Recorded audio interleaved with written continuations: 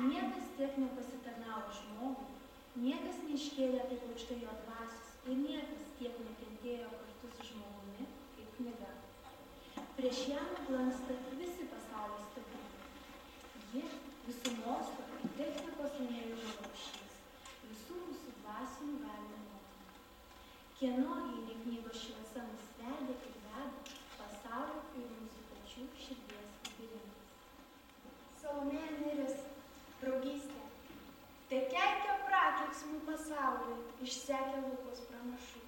Draugystė mano tau kaip saulė, kaip šviesų ilgesį nešu.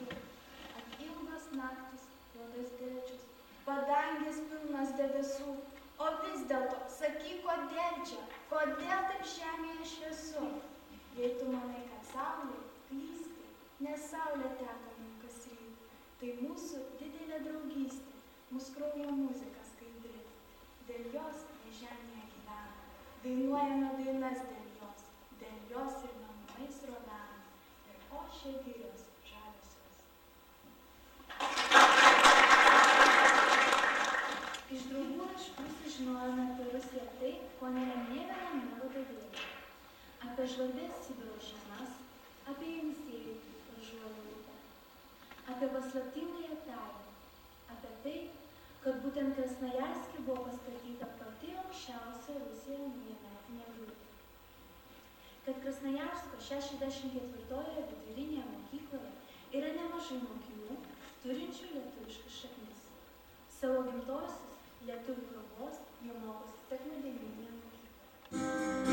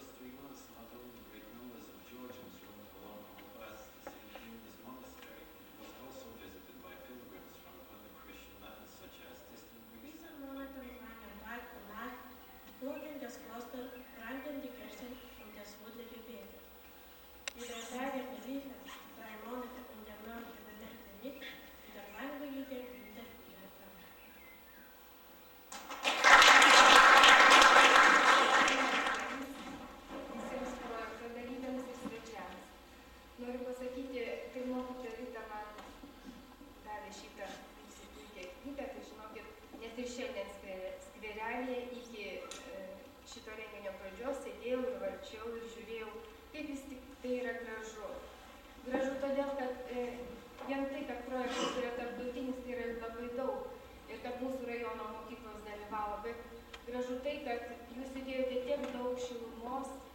savo širdies šilumos į kiekvieną darbelį. Ir nesvarbu, ar tai mažesnio vaiko, ar vyresnės gimnazijos klasės mokinio darbas, jame tikrai galime surasti tai, ką jūs jautėte skaitydami šitos kūrinius. Ir aš tikrai žinau, ir jūs tikriausiai žinote, kad ne taip lengva iliustruoti knygą, iliustruoti kažkokį tai kūrinį, juk reikia pirmiausia jį ne tik perskaityti, reikia pajausti, kas jame parašyta, pajausti vieną ar kitą kažkokią tai detalę ir šiuose darbeliuose aš tikrai radau labai daug profesionalų. Inga Petrakaitė. Buvo seniai, labai seniai Anykščių krašte, prie nedidelio kalno, buvo kaimelis. Visos trovos stovėjo kalno papėdėje. Tik viena mergelė, vardu Morta, gyveno ant paties kalno. Visi kaimo žmonės labai ją mylėjo, nes mergaitė buvo gero būdo ir kilnios širdies. Praėjo daug metų, Morta paseno ir mirė. Kaimo žmonės nežinojo, kaip tą kalną pavadinti. Nutarė, kad reikia pavadinti gerosios Mortos vardu. Nuo tada tas kalnas ir vadinamas Morta. Deimantė Petrauskaitė, Šilelis. Seniai gyveno seneliukas. Tas seneliuko vardas buvo Šilelis. Tas seneliukas Šilelis norėjo žmonėms padaryti ką nors gero. Ir sugalvojo Šilelis pasodinti didelį mišką. Kviečiame Antano Baranausko ir Antano Vienuolio memorialinės muziejaus direktorių Antaną Verbicką.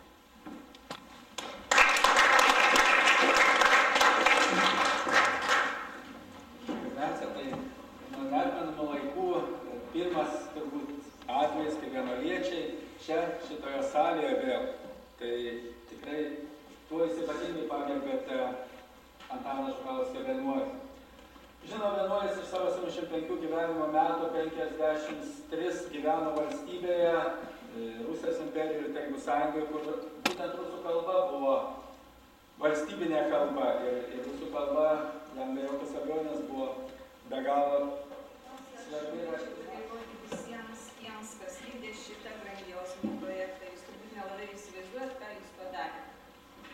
Tai žmogus pamatai galutinį rezultatą ir žvelgi jį iš šalies ir tiesiog širdimi jį jauti. Tai yra dalykai, kurie, ko gero, net ir neįvardinami. Ir jie yra amžini. Ir man labai džiugu, kad šito projekto ėmėsi būtent mūsų gimnazijos mokiniai, vadovaujami mokytojas Algos. Šiandien naujos knygos sutiktuvės. Bet laikau ją rankose tokią kuklę, spalvingą, gražią, bet labai brangią man ir visiems projektų dalyviams. Darbas buvo mielas ir malonus.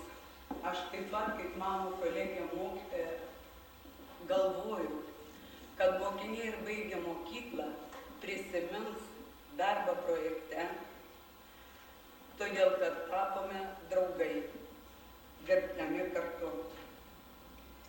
Ačiū visiems, kas prisijungė prie projekto, kas mus palaikė ir padėjo sukurti šią draugystės knygą.